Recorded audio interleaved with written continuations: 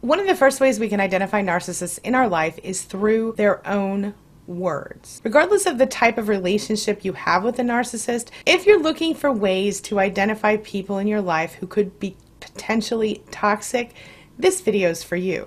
Today I'm going to share with you a few verbal cues that you might hear from a narcissist or another type of toxic person in your life that would allow you to recognize early on that this person might be toxic and maybe reduce contact with them or eliminate them from your life. That's what we're talking about today at queenbeing.com. How to recognize a narcissist or a toxic person through just the words they use.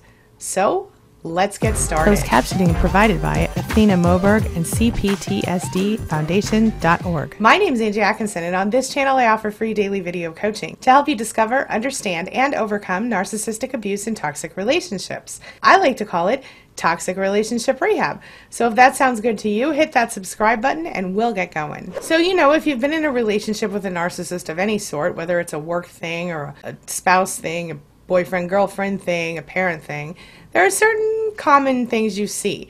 You notice they might act like they're always a little better than you, or they might always be insulting, they might be demeaning, they might need more attention than you can stand to give them. Maybe they won't give you any attention, or they definitely don't reciprocate any of your efforts. Maybe they cheat on you, or they regularly lose interest in you, and they require you to change yourself to be part of their deal. That's if you're in a romantic relationship. But even if you're in a friend relationship or a co-worker type of relationship, similar things can happen. In many cases, they humiliate you in public, and they do this for the purpose of making themselves look better. They might be all about impressing other people, making false promises, or even taking credit for things you've done or other people have done. Narcissists are pretty identifiable once you get your finger on the pulse of what they're all about. But what about the words they use? Today I'm going to share with you 4 different types of sort of red flag words or phrases that narcissists will use in order to manipulate you and make you do what they want when they want. Number 1,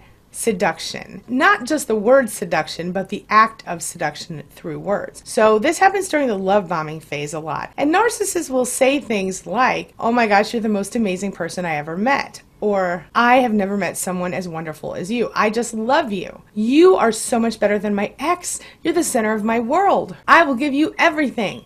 I will give you everything and more. I would give you the shirt off my back if you needed it. I will treat you better than anyone has ever treated you before. No one can love you like I love you. Your ex is a serious loser. I'm the better choice, obviously. I'm going to be really, really rich someday. I'm going to be really famous someday. I've got these amazing ideas, and I'm going to tell you my secret plan for success or for taking over the world or whatever." Now, one thing you might notice about a lot of these phrases is that they're all about comparing you or themselves with someone else. So that little red flag there is that you will be compared in the future if you're with a narcissist or a toxic person. Number 2 is kind of the hate words, the bad, negative words. Words like loser, phrases like not good enough. For example, "Let me tell you about this loser I went to school with." Or, "That person right there, big nerd, let me tell you all about him." Or, "These people I work with are so stupid." Or, "I am getting screwed over at work. My boss is being unfair. I'm pretty sure the whole world's against me. My boss is just mad at me because I'm so much smarter than he is or she is. I can't wait to see that person go through the humiliation they deserve." Things like that. A couple of red flags here. You obviously see the superiority coming through when they're so much better than their boss, etc. And how excited they get when they think about someone else's humiliation and pain. 2 big red flags for narcissists. And then, of course, there's number 3, the lacking empathy phrasing and words. You tell them a story, and you tell them maybe the worst story, the worst thing that ever happened to you in your life. Let's say you got run over a car 16 times and both of your legs were broken and every bone in your body and whatever. Something terrible. You tell them a story and they go, "Oh yeah, well you think that's bad. Let me tell you what happened to me." Not only do they gloss over that horrible thing that you went through, but they also turn the subject right back around to themselves. So there's no empathy, and of course there's the whole look at me factor. And as we all know, narcissists tend to lose interest in everything we say, think, do, feel, or are once they know they've got their claws deeply in our souls. Then you've got the victim narcissist. This is number 4, the victims. Victim words, victim phrasing, okay? You've got some people who are always having a crisis. Everything's wrong, poor me. You might text them and say, "How you feeling?" And they'll be like, "Oh, it's terrible, the whole world's against me, my whole life is over." Ever know anyone like that? These are the types of people who live in perpetual narcissistic injury state. I just made that up for you. But the people who are always focused on everything that's going wrong, you see them on Facebook, they're always talking about things that are messed up in their lives or other people's lives. Maybe somebody else got the job they always wanted. Maybe they become obsessed with taking on other people's tragedies if they don't have enough of their own drama. If someone has done something to injure them on a narcissistic level, they will want revenge. They will want to prove that person wrong. They will want everyone to feel bad for them and not like that other person. They might feel like they're being punished for something they did if they don't get the recognition they deserve. In any case, they live in this perpetual state of narcissistic injury where they're constantly worried about everything terrible and talking about everything terrible that's happening. This is a red flag, I think, for obvious reasons, but if not, I'll tell you, it's a red flag because anyone who lives in a perpetual state of narcissistic injury has no desire to have a better life. They want that pain. They want to get attention and sympathy for that pain. And it's really difficult for the people around them to consistently listen to the negativity. And I'm not talking about someone who's actually in a toxic relationship or someone who's actually dealing with tragedy.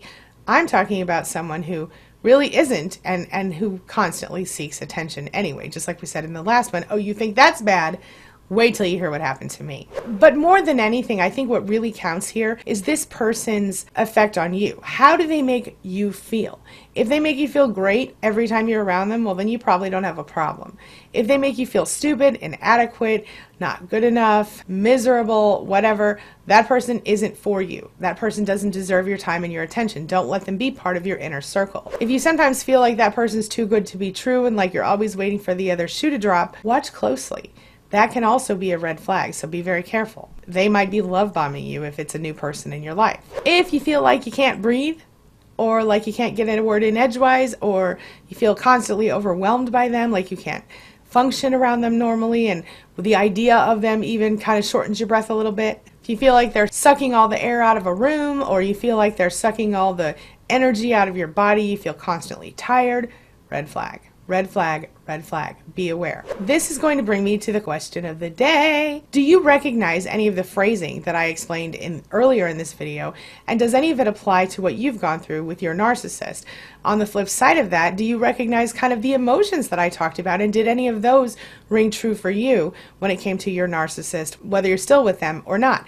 Did you feel overwhelmed? Did you feel upset? Did you feel angry? Did you feel too good to be true? What did you experience with your narcissist in relation to the words they spoke and the emotions that they evoked in you? Share your thoughts, share your ideas, share your experiences in the comment section below, and let's talk about it.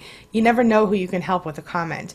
A fellow survivor can see your comment and feel not so alone, and that's so important to me, and I know it is to you too. All right, that's all I've got for you right now, but as always, thank you so much for being a part of my day and a part of my life, and hey, thanks for letting me be a part of yours. It really does mean a lot to me. Now, before I go, make sure that you take a look at the videos I'm leaving for you right here and right here. And while you're here, hit that subscribe button right there so we can stay connected and continue on this healing journey together. I'll see you soon.